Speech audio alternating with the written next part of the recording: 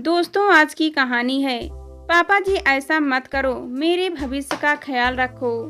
Video अगर पसंद आए तो वीडियो को लाइक एवं सब्सक्राइब जरूर करना। टिया और रिया रेखा के पीछे पीछे घूम रही थी। जीवन भर नन्हे हाथों के स्पर्श को तरसा मन जैसे नजरों ही नजरों में उन पर स्नेह लुटा रहा था। आज बच्चियों को अपने साथ चलते व उनके मुस्कुराते चेहरे देख दिल को ऐसी ठंडक मिली थी जिसे वह किसी को भी समझा नहीं सकती थी। बनारस के पक्का महल इलाके के इस घर में टिया और रिया के रोने की आवाजें सुनकर आसपास के लोगों को भी चैन नहीं आ रहा था। यह समय भी तो ऐसा ही था। महामारी ने लोगों को मजबूर कर दिया था। वे चाहकर भी इन 8 साल की जुड़वा बहनों को गले लगाकर चुप नहीं करवा पा रहे थे। कोरोना देखते ही देखते इन बच्चियों का सब कुछ छीन ले गया था। दादा दादी, राम शरण और सुमन और टिया व रिया के मम्मी पापा सब एक एक करके कोरोना के शिकार होते गए थे। अब ये बच्चियां हर तरह से अकेली थी। कोई नहीं था जो इनके सिर पर हाथ रखता। पड़ोसी सावधानी बरतते हुए किसी तरह खाने के लिए कुछ दे जाते। शाम होते होते बच्चियां डरकर ऐसे रोती कि सुनने वालों के दिल दहलाते। इन घरों की बनावट किसी बंद किले से कम न थी। घर का मुख्य दरवाजा बंद होते ही बाहर की दुनिया जैसे कट जाती। बस घर में काम करने वाली दया कोरोना के माहौल की परवाह न करते हुए इन बच्चियों के पास ही रुक गई थी। सो दोनों को घर में एक इंसान तो दिख रहा था। इस गली में सभी घर बाहर से एकदम बंद से दिखते। यह भी बहुत पुराना बना मकान था। सबसे नीचे ग्राउंड फ्लोर पर दया के लिए एक छोटा सा कमरा और बाथरूम था। दया यहाँ सालों से थी। पुराने सामान से भरा एक स्टोर था। घर का बड़ा सा दरवाजा बंद ही रहता। उसे खोलने के लिए एक बड़ी सी चेन कुछ इस तरह से बंधी रहती कि उसे खींचकर ऊपर से भी दरवाजा खोला जा सके। पहले ऊपर से देख लिया जाता कि कौन है, फिर दरवाजा खोला जाता। सुरक्षा की दृष्टि से तो घर पूरी तरह सेफ था, पर अकेला घर अब अजीब के सन्नाटों में घिरा रहता। बच्चियों को तो क्या कहा जाए, खुद दया का दिल इस सन्नाटे पर हौलता सा रहता। पहली मंजिल पर राम शरण और सुमन का बड़ा सा बेडरूम था जिसमें सब सुविधाएं थी। दूसरी मंजिल पर एक बेडरूम संजय और मधु का था और एक कमरा बच्चियों का था। किचन पहली मंजिल पर ही था जहां टिया और रिया सारे दिन ऊपर नीचे दौड़ा करती थी। वहां अब पूरा दिन बस दया के आगे पीछे रोती सिसकती घूमती और फिर थककर अपने कमरे में जाकर चुपचाप लेटी रहती। अपने अंतिम दिनों में जब मधु को एहसास हुआ कि वे भी नहीं बचेगी तो उन्होंने लखनऊ में रहने वाले अपने भाई अनिल को फोन करके कहा था, अनिल बड़ी मुश्किल से तुमसे बात कर रही हूँ, सुनो। हमारे बाद टिया और रिया का ध्यान रखोगे ना? उनके बारे में सोच सोच कर किसी पल चैन नहीं आ रहा है। मेरी बच्चियाँ, या कहते कहते मधु फूट फूट कर रो पड़ी थी। अनिल ने कहा था, दीदी आप बस ठीक हो जाओ, सब ठीक होगा, चिंता ना करो, मैं हूं ना, सब संभाल लूंगा। टिया व रिया का परिवार एक बार जो हॉस्पिटल गया लौटा ही नहीं था। कुछ पड़ोसियों ने अनिल को फोन किया। सब परेशान थे कि इन बच्चियों का होगा क्या। सभी उनकी दूर दूर से देखभाल कर रहे थे। पर कितने दिन, अनिल कुछ दिन बाद ही बनारस आया। बच्चियों की हालत देखकर हैरान रह गया। एकदम फूल सी खिली रहने वाली बच्चियां मुरझा सी गई थी। उससे लिपट लिपट कर दोनों खूब रोई। मामा अब मत जाना कहीं, हमारे साथ ही रहना। दया की ही खाना बनाकर दोनों को खिलाती, जो हो सकता उनके लिए करती, पर उसकी भी एक सीमा थी ना। अनिल के सामने हाथ जोड़कर कहने लगी, भैया जी बच्चियों का क्या होगा, आप इन्हें अपने साथ ले जाएंगे? मैं भी कब तक यहाँ रहूँगी? क्यों नहीं रह सकती? देखता हूँ कि दीदी की अलमारी में कुछ पैसे रखे हों तो कुछ ले लो और रहो बच्चियों के साथ। तुम्हारा कौन सा घर परिवार है। अनिल ने टिया को पुचकारा। बेटा, मम्मी की अलमारी की चाबी है ना मामा? दया मौसी की ही पास है।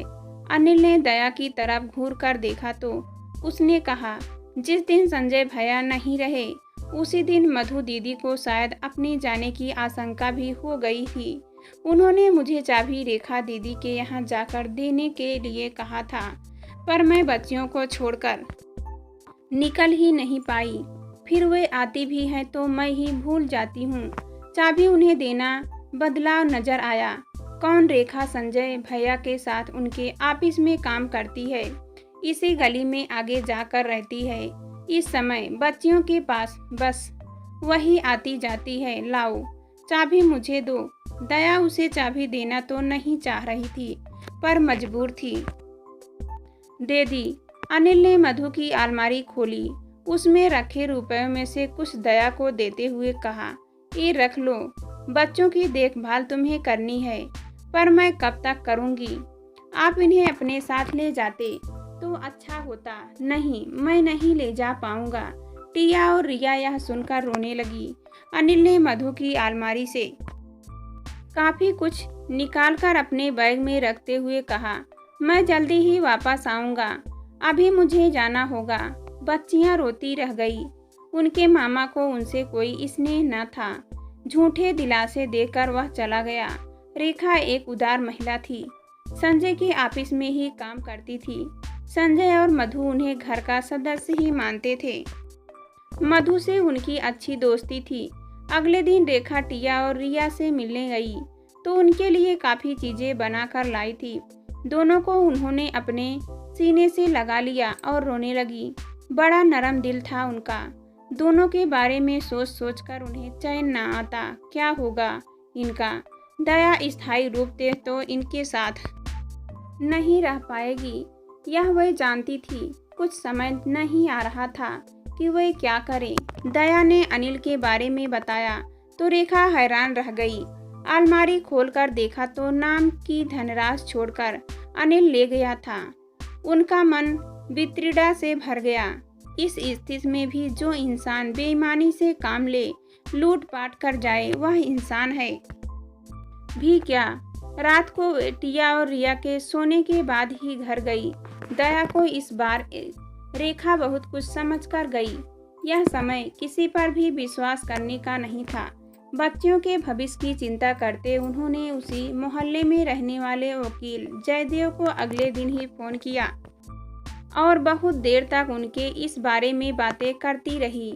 2 दिनों बाद ही जौनपुर में रहने वाली टिया रिया की बुआ नीना आकर रोने कलपने लगी। हाय, अब हागिन बच्चियाँ सब चला गए ना।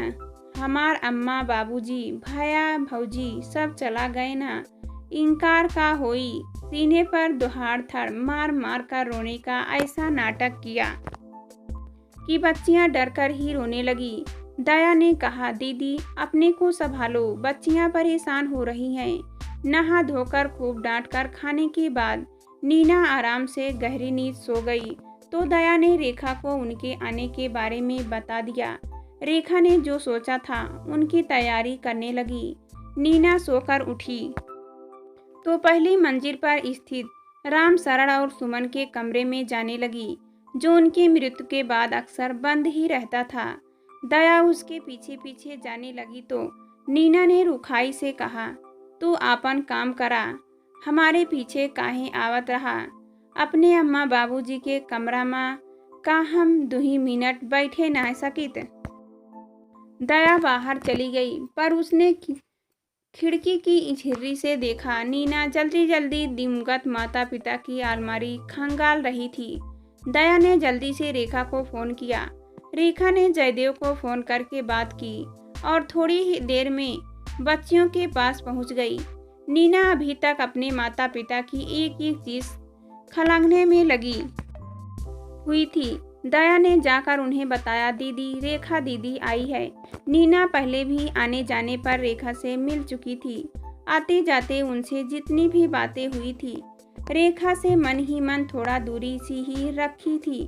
रेखा को देखकर जोर जोर से रोने लगी। हाय, हम अनाथ हो गए। सब चला गए ना। रेखा ने मन ही मन इस नाटक की सराहना की और कहा, जो हो गया लौटाया नहीं जा सकता। अब तो बच्चियों के भविष्य की चिंता करनी है। जयदेव भी आ गए थे। रेखा ने जयदेव की सलाह पर अपने 2 अच्छे पड़ोसियों को पूरी बात बताकर आने के लिए कह दिया था। वे भी समय से पहुंच गए थे। दया सबके लिए चाय बनाने चली गई। रेखा ने कहा, दीदी आप बच्चियों को अपने साथ ले जाएगी? आजकल तो ऑनलाइन क्लासेस चल रही है, कैसे कर पाएगी टिया और रिया अपनी पढ़ाई? अभी भी सब छूट रहा है दोनों का। मैंने इनकी टीचर से बात की तो, पर उन्हें एक परिवार चाहिए। दया सब कुछ तो नहीं कर पाएगी ना। ना, बड़ी मुश्किल है हमारे साथ थे। हम बहुत बीमार रही था, हम इनकर देखभाल ना कर पाई। रेखा ने एक नज़र उनके हष्ट-पुष्ट शरीर पर डाली और पूछ लिया, दीदी क्या हुआ आपको? संजय और मधु ने तो मुझे कभी बताया नहीं कि आपकी तबीयत खराब रहती है। कुछ हुआ तो नीना बताती। बात बदल दी और सोचा कुछ बच्चियां कहे रहें, यहाँ भी दया के साथ ही रह ले तो बुराई का है। धीरे धीरे सब सीख ही ली है। थोड़ी बड़ी होती तो हम अपने साथ ले जाती, पर अभी तो इन्हें बहुत देखभाल की ज़रूरत है, तो हम तो ना कर पाई। मधु के मायके वालों से पूछ लो। रेखा ने अनिल को फ़ोन मिला लिया और वीडियो कॉल पर उसके बारे में बात की। उसने किसी भी तरह की जिम्मेदारी लेने से इनकार कर दिया, जो जयदेव ने रिकॉर्ड भी कर लिया। अब नीना थोड़ी उलझी, पूछा, इन कौन है? जयदेव जी हैं, वकील हैं, संजय के पड़ोसी भी हैं, और इस मामले में बच्चियों के लिए क्या बेहतर होगा, यही बात करने हम अभी आए हैं। जयदेव ने गंभीर स्वर में कहना शुरू किया, हमें पहले सारे सामान की सूची बनानी है, जिससे बच्चियों का हक कोई मार न ले जाए। जो भी सामान घर में है, बच्चियों का हक है उस पर। आप लोगों में से कोई भी बच्चियों की जिम्मेदारी लेने के लिए तैयार नहीं।